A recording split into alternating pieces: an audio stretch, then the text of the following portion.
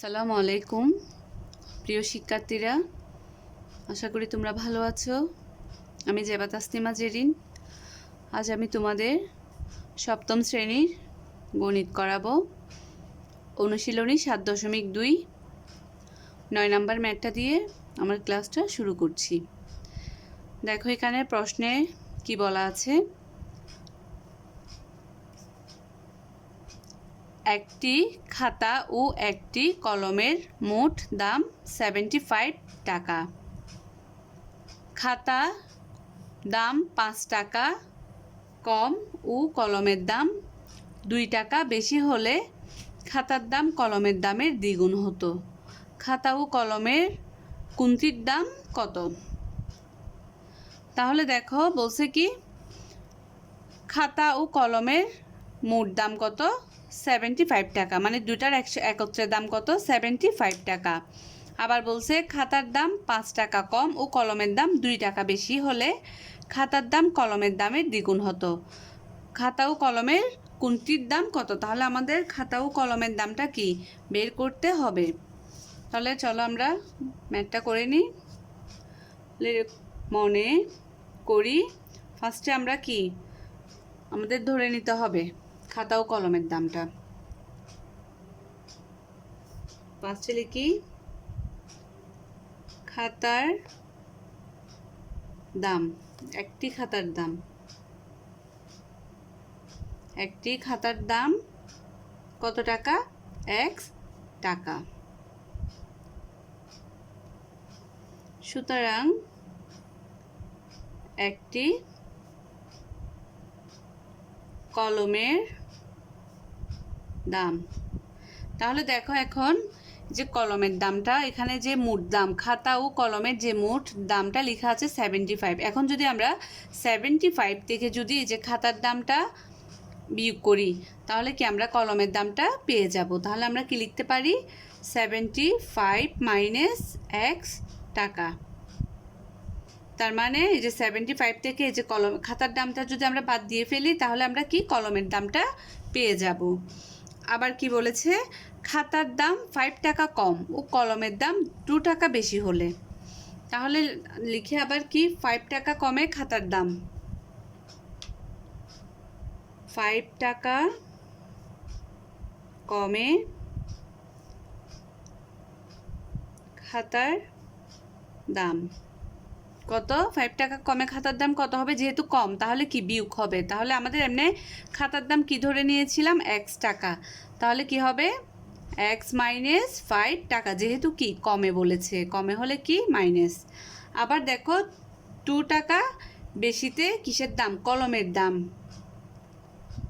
2 টাকা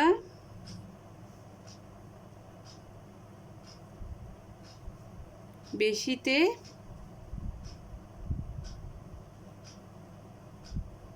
কলমের দাম কত হবে? যেহেতু বেশি তাহলে কি 2টা প্লাস হবে। যে আমাদের এমনি কলমের দাম কি ধরে নিয়েছিলাম? 75 মাইনাস x। তাহলে এখন কি 2 টাকা বেশিতে, তাহলে কি 2টা এই 75 মাইনাস x প্লাস কি হবে? 2 হবে, মানে 2টা যোগ হবে।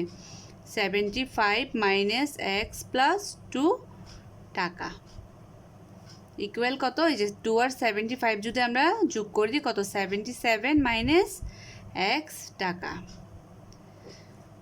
এটা লিখে নেওয়াতে এখন কি আমাদের প্রশ্ন মতে এটা মানে সাজাতে সুবিধা হবে।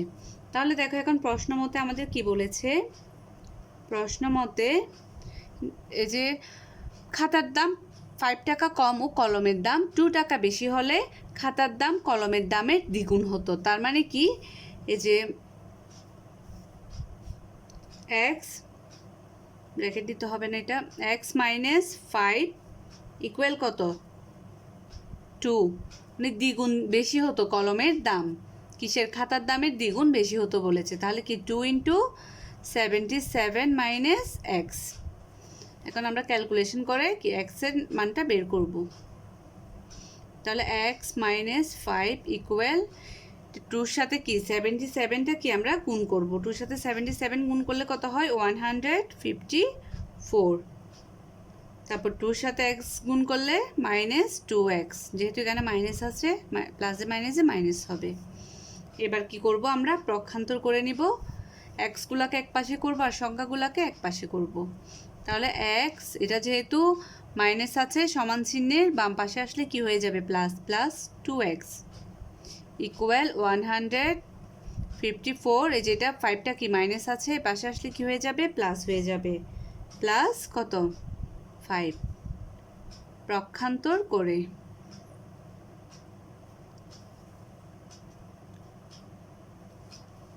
তাহলে 3x ইকুয়াল কত, 159 আর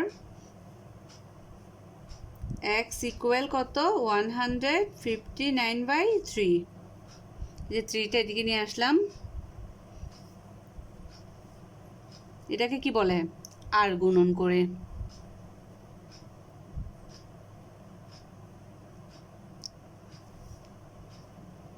সুতরাং x ইকুয়াল কত, এই যে 3 দিয়ে যদি 159কে ভাগ দিই তাহলে কত থাকে, 53। x ইকুয়াল কত, 53। তাহলে আমরা এই যে x খাতার দাম পেয়ে গিয়েছি। একটি খাতার দাম কত ছিল, 53 টাকা। তাহলে আমরা লিখি, সুতরাং খাতার দাম কত, 53 টাকা। তাহলে এবার আমরা কি কলমের দামটা বের করব। সুতরাং কলমের দাম কত, যে 75 থেকে কি 53টা আমরা কি করব, বিয়োগ দিব। তাহলে 75 মাইনাস 53 টাকা আর কত, 22 টাকা। তাহলে আমাদের আনসার কি, আনসার খাতা কত টাকা, 53 টাকা, আর কলম হলো কত টাকা, 22 টাকা।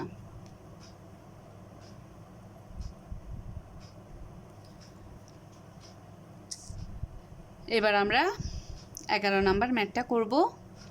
প্রশ্নটা একটু পড়ি। পিতার বর্তমান বয়স পুত্রের বর্তমান বয়সের 6 গুণ। 5 বছর পর তাদের বয়সের সমষ্টি হবে 45 বছর। পিতা ও পুত্রের বর্তমান বয়স কত। তাহলে বলেছে কি, পিতার বর্তমান বয়স পুত্রের বর্তমান বয়সের কত গুণ, 6 গুণ। 5 বছর পরে তাদের বয়সের সমষ্টি কত হবে, মানে 5 বছর পর তাদের বয়সের যোগফল হবে কত, 45 বছর। তাহলে পিতা ও পুত্রের বর্তমান বয়সটা কত, এটা আমাদের বের করতে হবে। তাহলে আমরা কি প্রথমে কি করে নিতে হবে, ধরে নিতে হবে। মনে করি পুত্রের বর্তমান বয়স কত, x বছর, x বছর। তাহলে দেখো এখানে বলেছে কি, যে পিতার বর্তমান বয়স পুত্রের বর্তমান বয়সের কত গুণ, 6 গুণ। তাহলে পিতার বর্তমান বয়স কত হবে, পিতার বর্তমান বয়স ইকুয়াল, যেহেতু আমরা পুত্রের বর্তমান বয়সটা কি ধরে নিয়েছি, x, তাহলে পিতার বর্তমান বয়সটা কত হবে, 6x বছর। কারণ কি বলেছে, প্রশ্নে বলেছে পিতার বর্তমান বয়স পুত্রের বর্তমান বয়সের 6 গুণ। এবার দেখো আর আবার কি বলছে, 5 বছর পর তাদের বয়সের সমষ্টি হবে 45 বছর। তাহলে এবার আমরা কি লিখব, 5 বছর পর পুত্রের বয়স। তাহলে 5 বছর পর পুত্রের বয়স ইকুয়াল কত হবে, 5 বছর পর পুত্রের বয়স কি বর্তমান বয়সের চাইতে কি বেশি হবে না, তাহলে কি হবে, x প্লাস 5 বছর। ঠিক সেম 5 বছর পর পিতার বয়স, কত হবে? বর্তমান বয়সের চেয়ে 5 বছর কি হবে? বেশি হবে। তাহলে কি হবে? 6x প্লাস 5 বছর।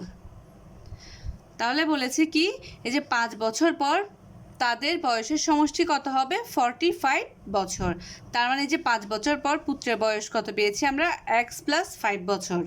আবার পিতার বয়স কত পেয়েছি? 6x প্লাস 5 বছর। এই যে দুইটা বছরের সমষ্টি মানে যোগফল কত হবে বলেছে? 45। তাহলে আমরা প্রশ্ন মতে কি লিখব? প্রশ্ন মতে x plus 5 plus 6x plus 5 equal কত? 45। আর x প্লাস 5 ব্র্যাকেটটা একটু তুলে দিই, প্লাস 6x প্লাস 5 ইকুয়াল কত? 45। এরপর দেখো যে x এখানে 6x, তাহলে কত হবে? 7x প্লাস যে 5 আর 5 যোগ করলে কত হবে? 10 ইকুয়াল কত? 45। আর 7x ইকুয়াল 45 মাইনাস 10, মানে এটা 10টা এদিকে নিয়ে আসছি, পক্ষান্তর করেছি, পক্ষান্তর করে। তাহলে 7x ইকুয়াল কত? 35। আর x ইকুয়াল কত হবে? 35/7, এই যে আর গুণন করছি।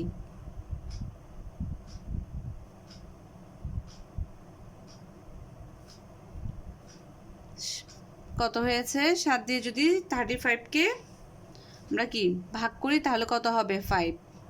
সুতরাং x ইকুয়াল কত? 5। তার মানে কি আমরা যে পুত্রের বর্তমান বয়স কত? 5 বছর। পুত্রের বয়সটা আমরা কি পেয়ে গিয়েছি। তাহলে সুতরাং পুত্রের বর্তমান বয়স কত? 5 বছর। আবার কি তাহলে এখন কি পিতার বর্তমান বয়সটাও কি এখন কি করে দিব? যে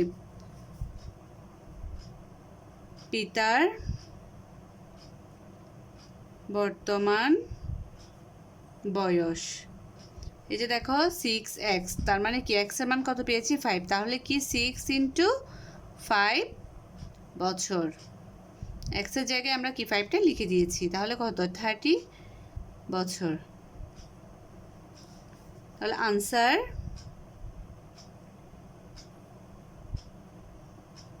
পিতার 30 বছর আর কি পুত্রের কত বছর? 5 বছর। আশা করি তোমরা সকলে বুঝতে পেরেছো। আজ এই পর্যন্ত। তোমরা সকলে ভালো থেকো। আল্লাহ হাফেজ।